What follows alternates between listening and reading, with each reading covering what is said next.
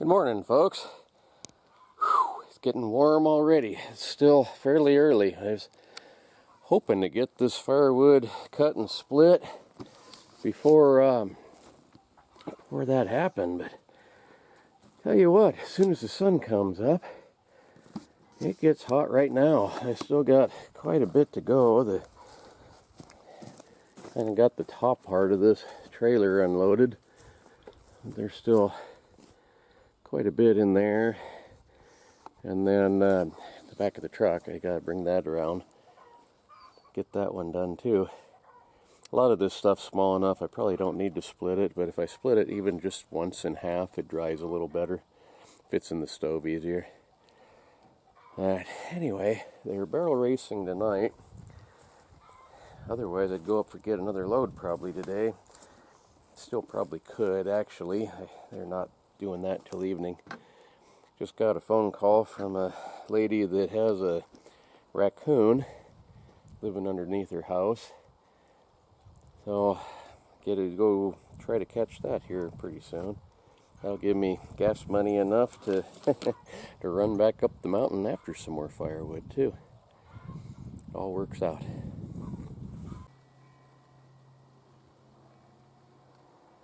Got a great supervisor here.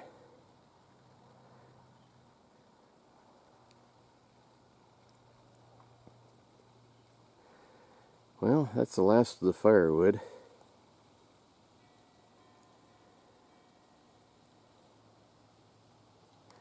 This is that slab wood from the neighbors have a sawmill.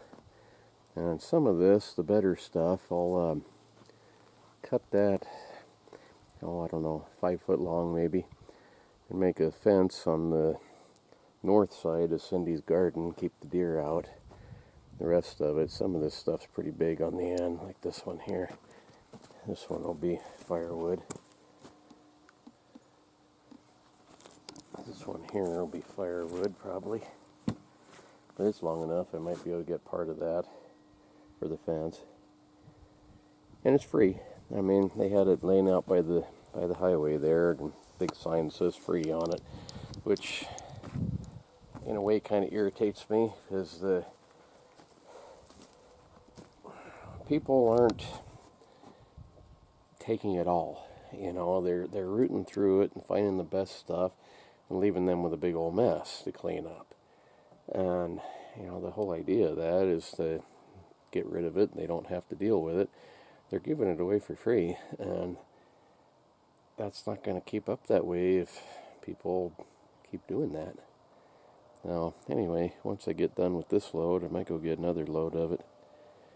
But the little stuff, I mean, you can cut it up and burn it outside or use it for kindling or whatever. These boards in here I put down, I gotta be kind of careful. They're not nailed down, they're just laying on top of the ground. This one, I screwed it down to it just so I'd kind of keep them from jumping up. But some of those, doggone near throw you down on the ground.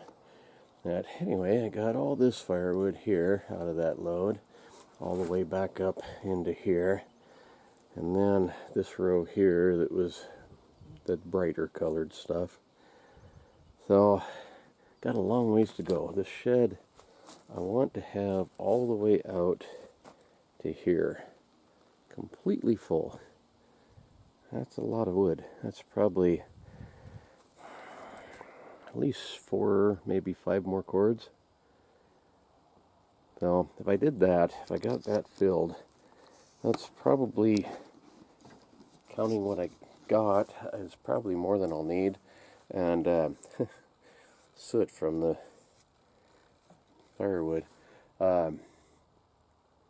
should be like 2 years worth, maybe even 3 years worth if I'm lucky. If I keep replacing it and I don't burn it up, you know, then I can skip a year if I want to. I'm hoping not to do that, and I'll just keep replacing it, and with a little bit of luck, that firewood that's way back in there, I'll never see that again. It'll just stay there and the rest of my life. It'll never get touched. But if I do need it, it's there. Probably be so rotten by that time it won't burn, but I'm hopeful that I can get at least a year ahead of schedule, and then I don't have to worry about it as bad. I'll still go cut firewood unless something real major happens. A few years back now, my what is it, little Ford Ranger, I had a Toyota too, I keep getting them mixed up, but the little Ford Ranger broke down, and shoot, I wasn't able to go get firewood until almost the very end of the year, and I didn't get that much, but I had enough anyway. Last year when we were moving over here, I didn't cut any. We were so busy that I didn't have any time, but luckily I had enough stored up, and there was a little bit here when we moved in, and between the two I didn't have to go get any. But now it's depleted pretty good. This shed is only about half filled. It needs to be full, completely full. This is kind of hard to tell on the camera, from right here to right there, probably at least 6 feet, maybe a little more. So I'll fill up that. This building, if I remember right, is 12 foot wide. Fill up that all the way over where I'm standing. Fill up that, fill up this, all the way up. This is tapered. The inside row can be taller than the outside row. A lot of wood. A lot of wood, a lot of work, a lot of gas. But once it's there, I got it. That slab wood, like I said, that'll help. It's thin. I mean, it's from the sawmill. They're cutting boards at the outside edge, but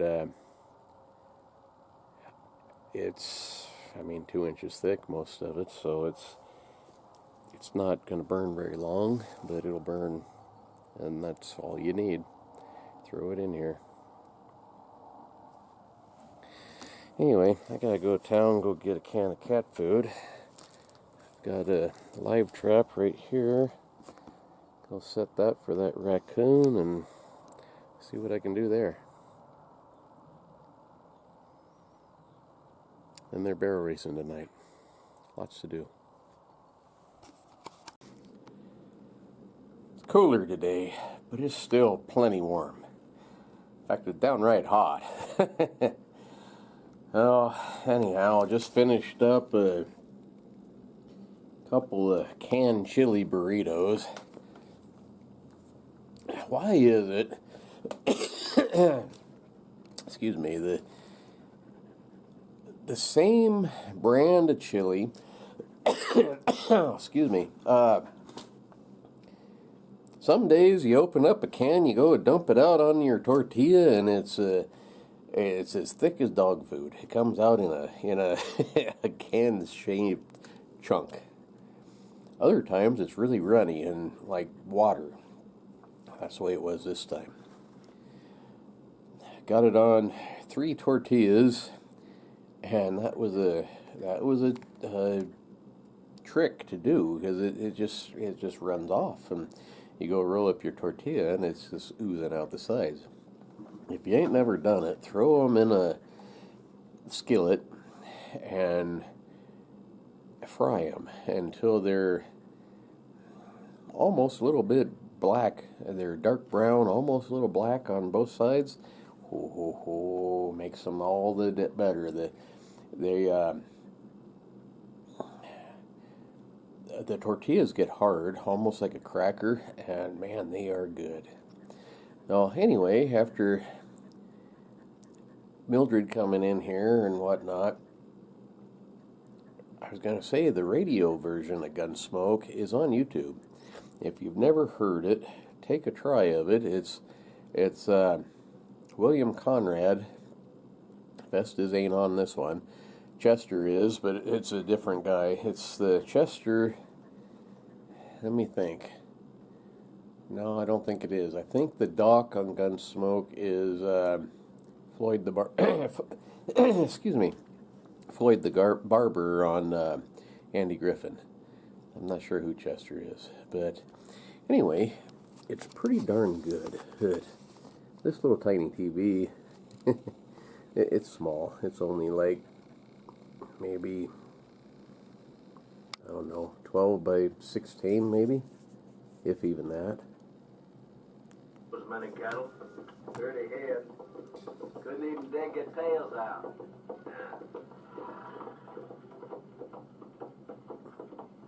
You know, Dolph, I sometimes wonder if it's worth it to you, driving cattle up here. Texas is bankrupt, Marshal. War broke us. All we've got is these wild, long-horn cattle. Yeah, I know. But maybe there'll be an easier way someday. We'd starve waiting for the railroad. I suppose so. Anyway, this San Saba herd of yours is the first to reach Dodge this year. The prices are high. You ought to profit $20 a head. I hope so. What's Dodge like now? Been a year since I was there. Well, it's double its size. They got a new restaurant, a place called Delmonico's. Got about 5 new saloons. Well, a new barber shop. With money in your pocket, Dodge could offer high-class entertainment. Almost anything you want. The boys will be glad to know. Hey, that's up ahead. Come on, hurry. Look, we got a blanket. It's starting to stampede. Yeah. Is that Jack's horse running loose? Yeah. There's Jack lying on the ground. They shot him, Marshal. Yeah.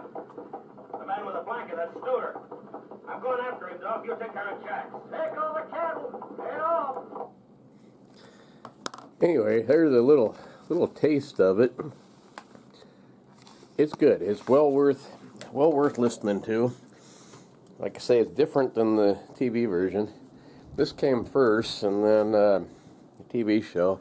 Let's see, what year did this one say it was? Get him, Marshal! Get him alive! Come on.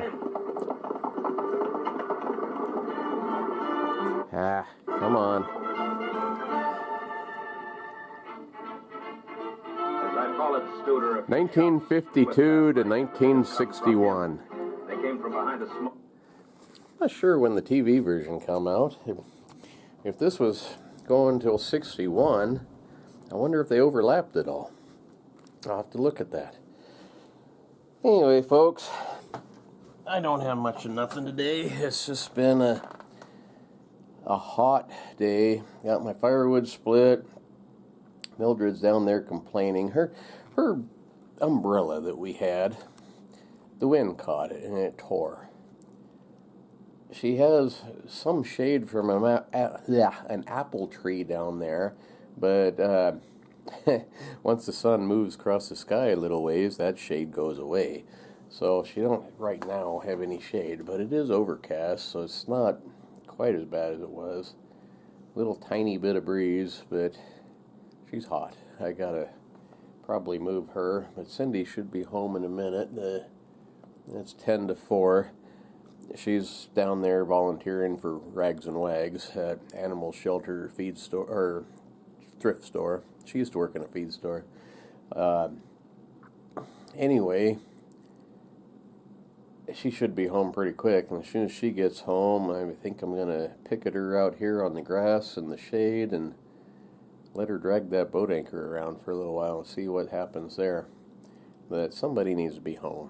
You know, if she's kind of got that picketing down in the bar here yesterday, saloon.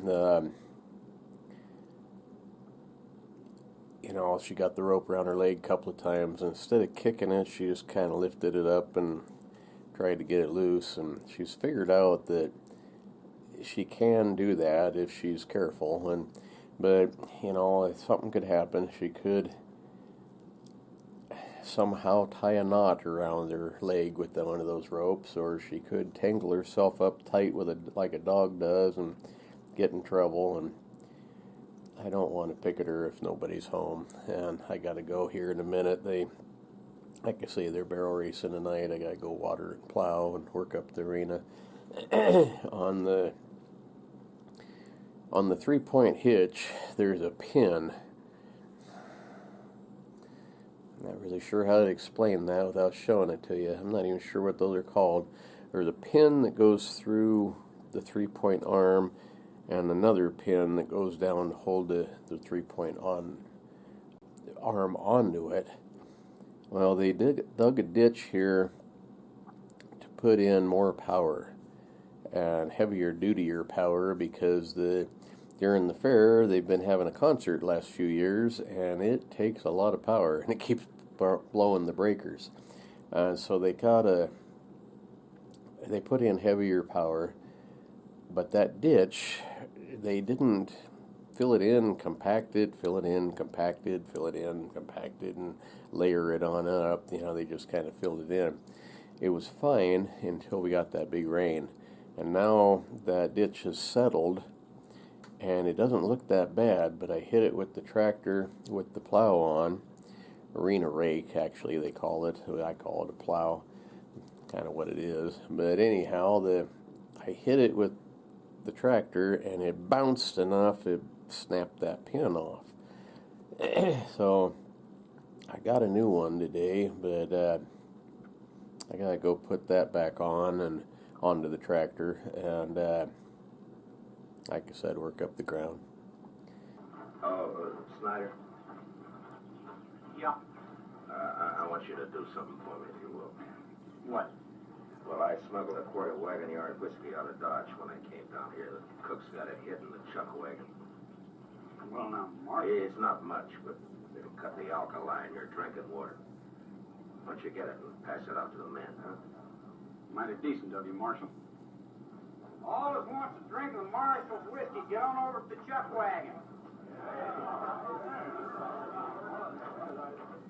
There's times when a drink's good for a man's soul, Marshal. I guess this is one of them. I think Jax would approve. He sure would. By the way, Marshal, the boys all know how you handle them jayhawkers. No? It ain't changed their mind about Kansas much, but maybe they think a little more highly of the law around here. Of the kind of gunfighter hired by the law, anyway. That's good. Of course, it don't mean they won't hoorah Dodge little when we get there. I expect that. Sure. Come on. We got a drink coming out of that bottle, too.